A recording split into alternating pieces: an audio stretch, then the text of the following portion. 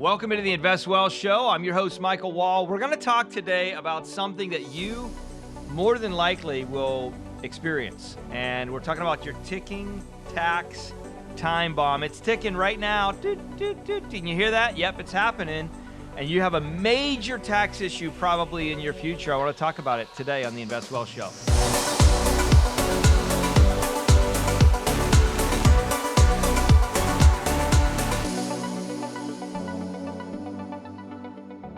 All right, so what am I talking about? Ticking tax time bomb. Well, you say, Mike, I pay taxes. I know that. Are you talking about the administration and them changing taxes? Well, that's part of it, but it's not the only thing.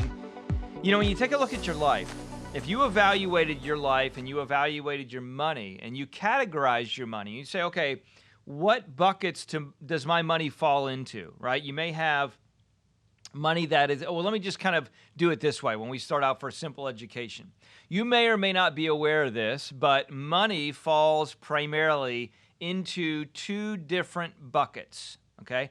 Now, I'm not talking about where you invested or the investments or anything like that, whether it's stocks, bonds, annuities, mutual funds, or real estate. I'm not talking about any of that right now.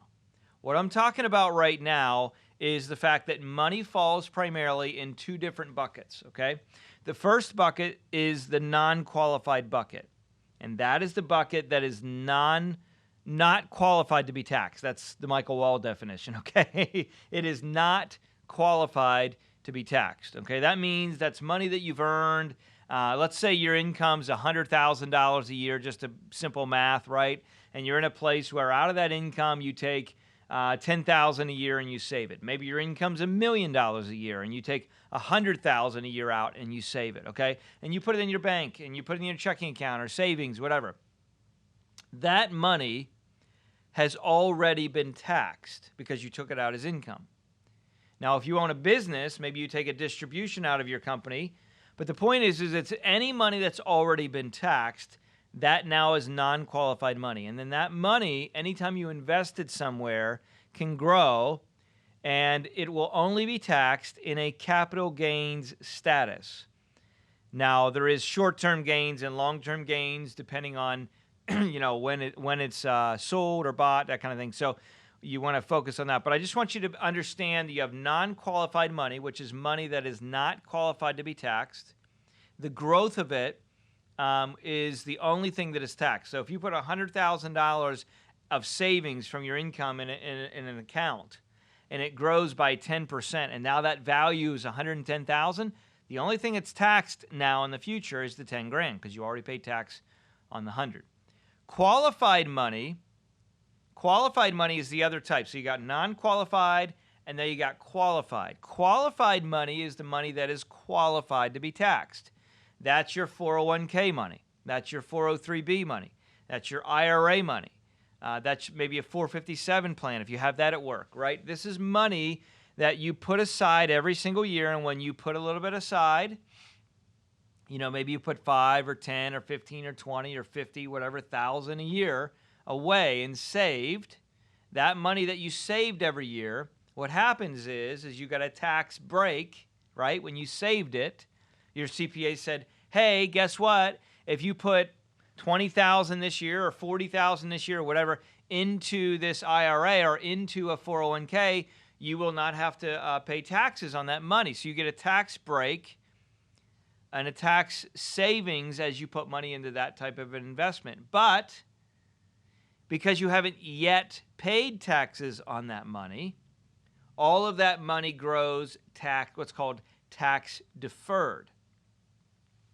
Now, here's what that essentially means. That means if you have an IRA account or a 401k account or a 403b account or some type of a retirement account, let's say you got $100,000 or $500,000 or $1 million or $50 million, it doesn't matter what the value is. As that money grows, it all grows tax deferred. Now, this is where we kind of intersect with your ticking tax time bomb. Because I think if we step back and we say, okay, let me think about this for a minute. Would I rather pay taxes? It's almost impossible to avoid taxes altogether. Now, there is some complex strategy that we can bring to the table, and we have brought to the table some of the other companies you may know in my other life. We have several financial companies. We've been helping families for almost 20 years. And if you got questions about that, head over to leanonthewall.com. They also sponsor this show. Again, leanonthewall.com. Head over to check more about them. There's advanced strategy for high-income earners and business owners. But for the traditional person that's making a couple $100,000 a year and under, okay, and they're putting money into an IRA and they're putting money into some type of work or 401k type account, that money is growing tax deferred, as I mentioned. So the question is, would you rather pay taxes on a smaller amount? This is not a trick question, by the way. Would you rather pay taxes on a smaller amount, or would you rather pay taxes on a larger amount? Now, let me break this down for you. If you have $100,000 and you had to pay taxes on it right now, and it was your ordinary income type account or qualified type monies like retirement type account, and you pulled all of that out right away, you would pay as much as up to 37% in taxes on that money. Now, that's based on your income and levels and where you are, but just as an example, you would pay as much as up to 37%. So in that scenario, you could pay as much as $37,000 in taxes on that money. Now, that's federal tax, okay? If you live in a state that has state income tax, well, now you got to add that on top of that. There might be an additional 4% or 5% or 7% or 8% or whatever it may be on top of what we just mentioned.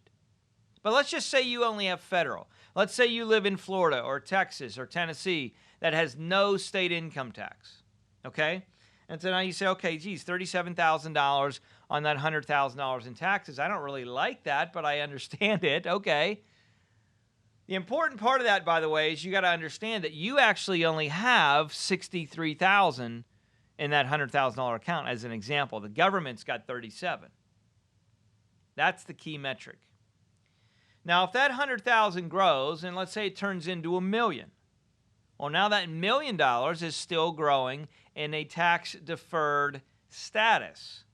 Well, now let's fast forward and do a little bit of math again, and let's assume that the tax rates have not changed. We know with the coming administration, they probably will change, but let's assume that they do not change for a minute, for simplistic's sake. Well, now all of a sudden, that $1 million that's in this retirement type account, 401k, 403b, or IRA type monies, when you pull it out, will be taxed. Now, you might say, well, I'm not going to pull all of it out at once. Okay, I get that. So maybe you won't pay 37%. Maybe you pay 20% or 25%. But the bottom line is the value that you have in those accounts, those retirement type accounts, if they're being managed correctly, are growing. And as they grow, so does your tax time bomb. There's nothing that you can do to avoid paying more taxes in the future if you just let the account grow. So, what should you do? Well, in my personal opinion, I really believe with all of the debt that we have on the system right now, I mean, all you got to do is go to usdebtclock.org. I've referenced it at times past on this show, and see the national debt is growing by about $100,000 every 3 seconds, right? So we got a lot of debt on the system. And one of the things that I was just reading here from CNBC, it's kind of interesting talking about the Fed and their open market policy and their commitment of basically keeping interest rates near zero and still putting about $120 billion with a B, $120 billion a month into what they call their asset purchase program. Well, what is that? Well, that's basically them putting money into the economy through buying treasuries. And the challenge at this stage in the game is we don't need any more of that money. Stop it. Stop putting money into the economy because it just creates an opportunity in the future for hyperinflation. Well, all of that to be said, when all of these things occur, what we know is that can be a detriment, especially on IRA and retirement type accounts. So my encouragement for you is this. You got to start thinking strategically about not just how much can I make on my money. That's a great conversation. Yeah, you want your money to grow. Of course you do. You want to invest it. You want to take the risk. if you didn't want it to grow. That's a kind of a no-brainer thing, right? But what a lot of people are not thinking about, and this is one of the reasons that we've had multiple conversations about this. You know, in previous Invest Well shows, I talked about the financial transaction tax that could be coming. I talk about the new wealth tax that could be coming. And oftentimes people with, you know, a couple $1 million and under do not necessarily equate themselves with being wealthy. Somebody with a couple $100,000 and under certainly oftentimes won't equate themselves with being wealthy. But if you have money that's been invested in some type of a retirement account, you're using government rolls to your advantage to save money in taxes. And because of that, they say, hey, we gave you the opportunity to save money in taxes. So at some point in time, we may want to take that opportunity back, right? It's like talking to your kids, and your kid says, hey, Dad, can I borrow the car? And you give him the keys. And you drive down the road, and he comes back, and he says, thank you. He says, I'd like to give you keys to this car back. And you're like, wait a minute, are those my keys? I think that's my car that I let you borrow, and I paid for the gas and all that goes with that. So what happens is anytime the government gives us a rule or regulation or benefit, there's typically always something else on the other side. So we got to find the loopholes, and we got to find out what's happening. So my recommendation is this. You need to have a serious conversation and thought process and get different advice or maybe even planning around your monies. So that way the focus on your investment account is not just on what did I make this year. Listen, if you make 8% or 10% or 20% or 50%, that's wonderful. But what are you doing to prepare for potentially 20 to 25 to 30 to 40 to 50% in taxes? And oh, by the way, how does that affect your future retirement if you have significant taxes that you have to take out as you're taking out income along the way? So looking for ways to strategically move, big word, so I got to say it again, strategically move into tax planning is huge. I really just kind of this is kind of like a public service announcement in all reality with this show. I wanted to make you aware because I know a lot of people are skating around the thought process of taxes, but they're really not fundamentally making any changes with their investment structure. And if you're not willing to make changes, you're not going to see any changes. And when the taxes rise, guess what? You're going to be one of those folks that ends up paying more than you need to in taxes. So listen, I want to challenge you to reach out to leanonthewall.com. Check the team out. They sponsored this show. They've done a great job helping families for over 20 years in a variety of different capacities. Get a different look on what you're doing with your investments and create some strategy that you can do to eliminate taxation in the future. By doing that, if you eliminate taxes, here's one big quick kind of for free I'm going to give you. If you take this strategy to do that, here's what happens. Here's one of the big benefits.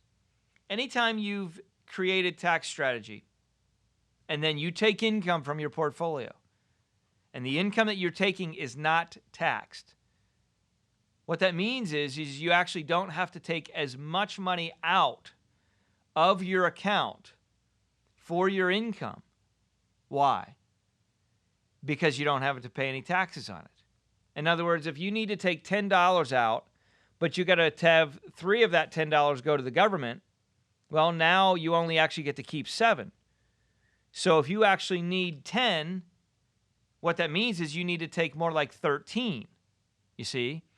What that does is you start to liquidate your account faster because it's not tax efficient.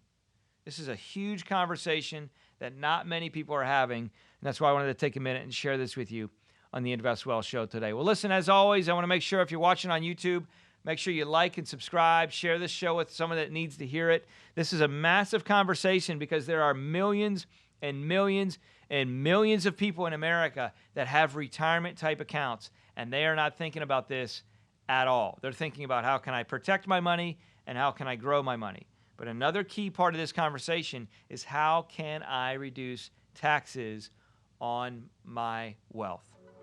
Hope this leaves you well. As always, my desire is to help you live on purpose so you can live with purpose. Have a blessed one, and we'll talk to you next show.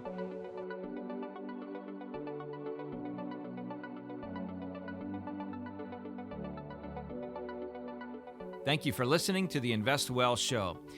Please note that this information shared on the show is not investment advisory advice, and it may not be reflective of your personal situation or the needs that you have. If you have questions specific to your financial situation, please make sure that you reach out to an investment advisor directly or a tax attorney or tax coach or CPA to help you with your personal situation. Any additional questions that you may have, please make sure that you seek out a professional to get the guidance needed for your specific situation. Again, all content and information shared on this show is not to be deemed as specific investment advisory advice.